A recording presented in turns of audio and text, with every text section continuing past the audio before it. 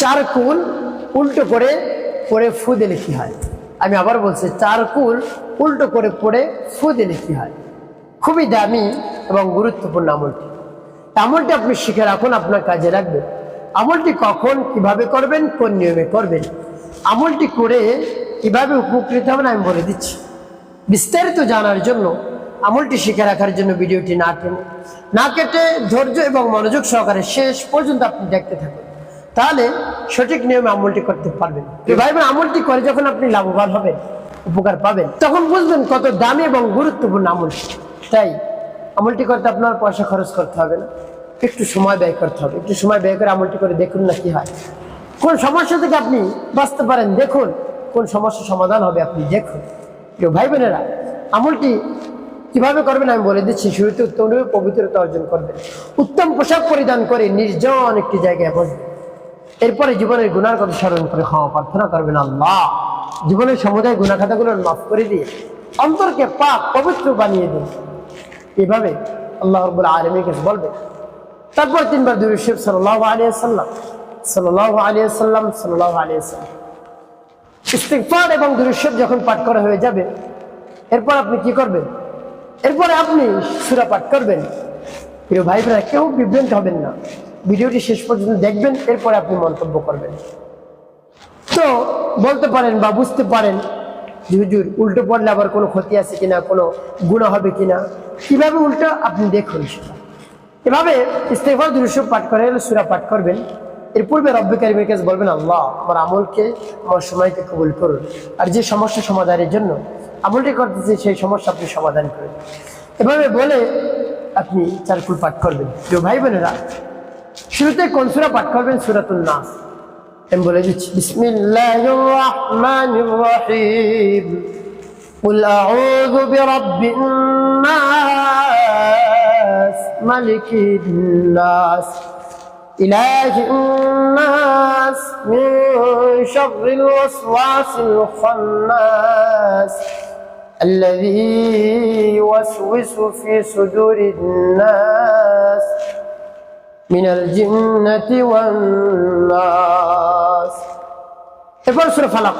বিসমিল্লাহির রাহমানির রাহিম, قل أعوذ برب الفلق من شر ما خلق ومن شر غاسق إذا وقب ومن شر النفاثات في العقد ومن شر حاسد إذا حسد.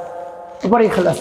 بسم الله الرحمن الرحيم، قل هو الله أحد الله الصمد لم يلد ولم يولد ولم يكن له كفوا أحد.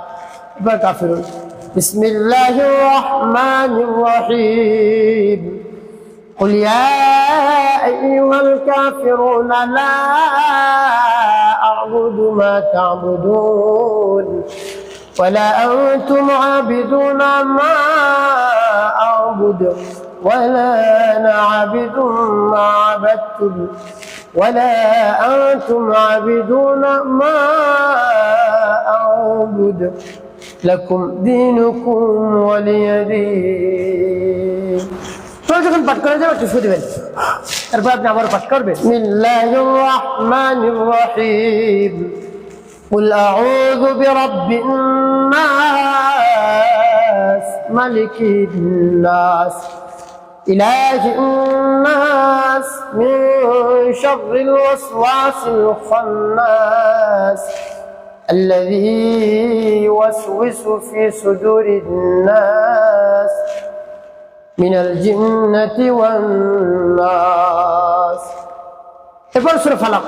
বিসমিল্লাহির রাহমানির রাহিম, قل أعوذ برب الفلق من شر ما خلق ومن شر غاسق إذا وقب ومن شر النفاثات في العقد ومن شر حاسد إذا حسد. وبريخلاص. بسم الله الرحمن الرحيم، قل هو الله أحد الله الصمد لم يلد ولم يولد ولم يكن له كفوا أحد. كافرون. بسم الله الرحمن الرحيم. قل يا أيها الكافرون لا أعبد ما تعبدون ولا أنتم عابدون ما أعبد ولا أنا عابد ما عبدتم ولا أنتم عابدون ما أعبد لكم دينكم ولي دين. আপনি মনে করেন যে আমার পাঠ করবেন। বিসমিল্লাহির রহমানির রহিম। قل أعوذ برب الناس ملك الناس إله الناس من شر الوسواس الخناس الذي يوسوس في صدور الناس من الجنة والناس. سورة فلق. بسم الله الرحمن الرحيم.